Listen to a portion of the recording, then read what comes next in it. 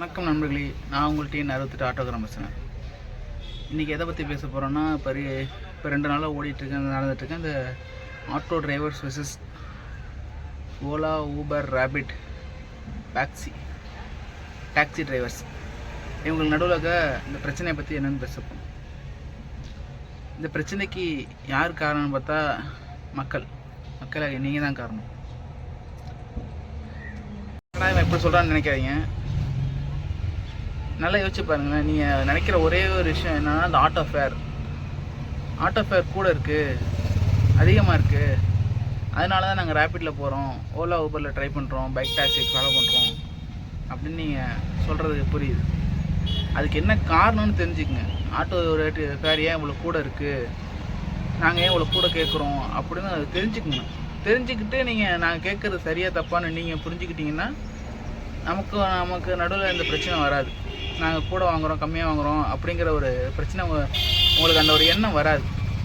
அதுக்காக தான் இந்த வீடியோ நான் போடுறேன். ஒரு ஆட்டோ 1 லிட்டர் டீசலுக்கு குறைஞ்சது 25லேருந்து 30 கிலோமீட்டர் வரைக்கும் மைலேஜ் போகுங்க. 1 லிட்டர் டீசல் 100 ரூபான்னா 25லேருந்து 30 கிலோமீட்டர் வரைக்கும் மைலேஜ் உள்ள டீசல் வரைக்கும் போகும். அதிகபட்சம் அவ்வளோதான் போகும். நீங்கள் இதே பைக்காக இருந்துச்சுன்னா 1 லிட்டர் டீசலுக்கு 50லேருந்து 60 கிலோமீட்டர் வரைக்கும் பைக் போகும். ஆனால் ஆட்டோ அப்படி போகாது. நாங்கள் ஏன் 100 ரூபாய்க்கு போகிறோம், அவன் 50 ரூபாய்க்கு போகிறான்னா, நாங்கள் ஒரு வாட்டி போயிட்டு ரிட்டர்ன் வந்தாங்க 10-20 கிலோமீட்டர் ஆகி போயிடும். 100 ரூபாய்க்கு போய்ட்டு 20 கிலோமீட்டர் தான் போகலாம். இதே பைக் டாக்ஸினா ஒரே இடத்துக்கு 10 கிலோமீட்டர் மைலேஜ் அவங்களுக்கு அதிகம். அதனால் 50 கிலோமீட்டர் 60 கிலோமீட்டர் உள்ள மைலேஜ் 100 கிலோமீட்டர்லாம் இப்போ பைக்கில் மைலேஜ் வந்துருச்சு. இப்போ 100 கிலோமீட்டர் மைலேஜ் இருக்கிறதுனால என்ன ஆகும்னா, அவங்க ஈஸியாக ஒரு இடத்துக்கு 2 வாட்டி போயிட்டு இருந்தாங்கன்னா அவங்களுக்கு அந்த ஃபேர் கட்டுப்படி ஆகும். எங்களுக்கு அப்படி கிடையாது. ஒரு வாட்டி வந்தாலும் எங்களுக்கு கட்டுப்படி ஆகாது. அதனால தான் நாங்கள் ஒரு நார்மலாக போகிற வாடகைலேருந்து ஒரு 10% 20% வச்சு வாங்குகிறோம். இது உங்களுக்கு புரியுதா இல்லை புரியலையான்னு எங்களுக்கு தெரியல. இதை நான் தெரிஞ்சிச்சுன்னா நீங்கள் அதை பற்றி கேட்க மாட்டீங்க. அது மட்டும் இல்லை, ஒரு auto FC, insurance, permit, road tax, green tax, pollution certificate, வருஷத்துக்கு ஒரு வாட்டி பெயிண்ட் அடிக்கிறது, டாப்பு சீட் லைனிங் சீட்டு மாற்றுறது, tyre, engine service, oil service, gear cable set, ஒவ்வொரு ஸ்பேர் பார்ட்ஸ் ரேட்டு அவ்வளோ ஏங்க. சாதாரண ஒரு பஞ்சர் ஓட்டுறது, ஒரு வாட்டி ஒரு வீலுக்கு பஞ்சர், ஒரு சின்னோண்டு முள்ளு குத்தி ஆகிற பஞ்சரு ஒரு வாட்டி பஞ்சர் ஓட்டினா 100 ரூபா ஆகுதுங்க. 100 ரூபா ஒரு பஞ்சருக்கு. ஏன்னா ஆட்டோக்காரன் இவ்வளோ ஏற்றுறான், இவ்வளோ கேட்குறான்னு நினைக்கிறீங்களே. ஒரு ஸ்பேர் பார்ட்ஸ் ரேட்டு, ஒரு ஆயில் சர்வீஸ் பண்ண போனோம்னா 4000 ரூபா 3000 ரூபா வரைக்கும் ஆகும். இது இன்ஜினை பிரித்து வேலை பார்த்தோம்னா கிட்டத்தட்ட 40,000 ரூபா. வருஷத்துக்கு ஒரு வாட்டி எங்களுக்கு எஃப்சி இன்சூரன்ஸ் எல்லாம் பர்மிட்லாம் ரினியூல் பண்ணுறதுக்கு எங்களுக்கு கரெக்டாக 45,000 தான் 50,000 தான் ஆகும். இவ்வளோ செலவும் பைக் டாக்ஸிக்கு எந்த செலவும் கிடையாது. நாங்கள் யாரும் பைக் டாக்ஸியை ஓட்ட வேணான்னு நாங்கள் சொல்ல வரல.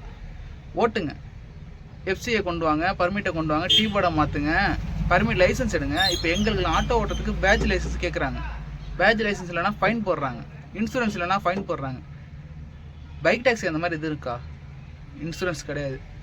இன்சூரன்ஸ் போட்டாலும் அவங்க ஓன் இன்சூரன்ஸ் போடுறாங்க. அதுவும் 800 700 தான். எங்களுக்கு 10,000 ரூபா கஸ்டமர் கிளைமிங் கிடைக்கும், அவங்களுக்கு கிடைக்காது.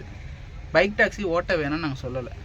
எல்லாத்தையும் பர்மிட்டில் கொண்டு வாங்க, டீ போர்டை மாற்றுங்க, இன்சூரன்ஸ் ஏற்றிக்கிங்க, இன்சூரன்ஸ் கஸ்டமர் கிளைமிங் கொடுத்துட்டு நீங்கள் கஸ்டமர் ஏற்றிக்கிங்க. யார் உங்களை வேணான்னு சொல்கிறோமா நாங்கள்? இப்போ எங்கள் போல் இப்போ நீங்களும் ஒரே தொழிலை பார்த்துக்கிட்டு எங்களுக்கு இவ்வளோ இது பண்ணுறாங்கன்னா, உங்களுக்கு அது மாதிரி பண்ணாங்கன்னா தானே 2 பேரும் ஈவனாக பப்ளிக் டிரான்ஸ்போர்ட்டில் இருக்க முடியும். நீங்கள் அது பண்ண சொல்லி கேளுங்க. அதை விட்டுட்டு ஏன் ஆட்டோக்காரன் ஏற்றுறாங்கன்னா என்ன செய்யறது? நாங்கள் எங்களுக்கு உண்டான வாழ்வாரத்தை நீங்கள் பறிச்சிங்கன்னா அந்த மாதிரி பிரச்சனைகள் ஏற்படத்தானே செய்யும். அதுக்கு யார் பொறுப்பாகுது?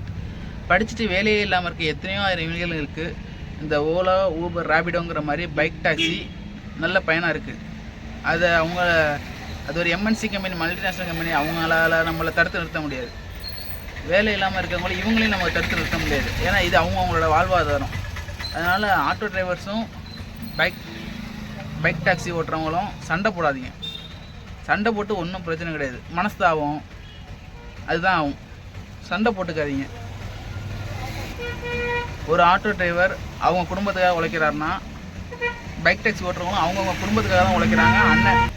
அன்னைக்கு வருமானத்தை ஏற்றி அவங்களோட குடும்பத்தை பாதுகாக்கிறதுக்காக தான் அவங்க உழைக்கிறாங்க. அதனால் யாரும் சண்டை போட்டுக்காதீங்க. இது நம்மளோட வாழ்வாதாரம் ஆட்டோன்னா, அவங்களோட வாழ்வாதாரம் பைக் டாக்ஸி. அவங்கள வந்து வண்டி ஓட்டாதீங்க, தடுக்காதீங்க. அவங்களோட நீங்கள் போராடுறது எது விதமாக போராடணும்னா, அவங்களுக்கு ஒரு வரிமுறை கொண்டு வாங்க, அவங்களுக்கு இந்த மாதிரி டீ போர்டு, ஓன் போர்டு, இந்த மாதிரி பர்மிட்டேஷன் கொண்டு வாங்க, இப்படி போராடுங்க. இதை விட்டுட்டு அவங்களுக்கு சண்டை போடுறது அது வேண்டாம். எதுவாக இருந்தாலும் அறம் அமைதி இந்த வழியில் போராடுங்க. அரசாங்கம் காது கொடுத்து நமக்கு என்ன பிரச்சனையும் சமயப்படுத்துவாங்க. அவ்வளோதான் ஃப்ரெண்ட்ஸ். இதான் சொல்லணும்னு நினச்சேன். இது மக்களாகி நீங்கள் தான் இதுக்கு முடிவு எடுக்கணும்.